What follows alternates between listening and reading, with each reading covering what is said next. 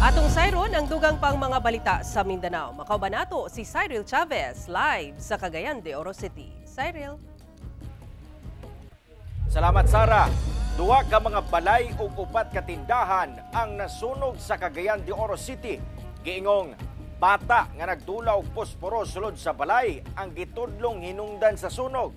Apan PFP padayong ginasuta among insidente. Ang detalye sa report ni James Paulo Yap. Gilamoy sa kalayo kining duha ka mga balay ug upat ka mga tindahan sa dalang Captain Vicente Roa Street ug Chavez Street sa barangay 32 sa Cagayan de Oro City. Pasado alas 9 sa buntag adlaw Miyerkules, paspas nga miresponde ang mga personay sa Bureau of Fire Protection tungod atbang lang sab kini sa buhatan sa Cagayan de Oro City Fire District. Sumala sa mga residente sa lugar nga aduna matud pay bata nga nagdula og posporo sa taas nga bahin sa usa ka balay nga gipanag-iyahan sa pamilyang Bacalso. Kamu man dito duwaon siya haling-haling mo no? Ba? Oh, nagaling-haling na sila. Haling-haling mo?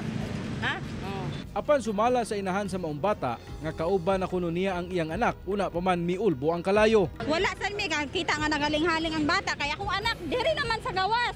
Gama lang sa light materials ang duha ka mga balay busa paspas kini nga gilamoy sa kalayo. Hinoon partially damaged lang ang upat ka mga tindahan nga tapad sa maong mga balay. Gibana-bana ang nasa 6,000 pesos ang structural damage sa maong sunog.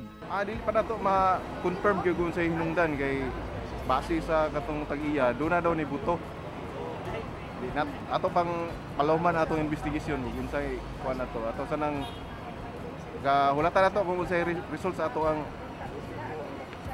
pag-analyze atong debris kay padala pa man nato sa laboratory.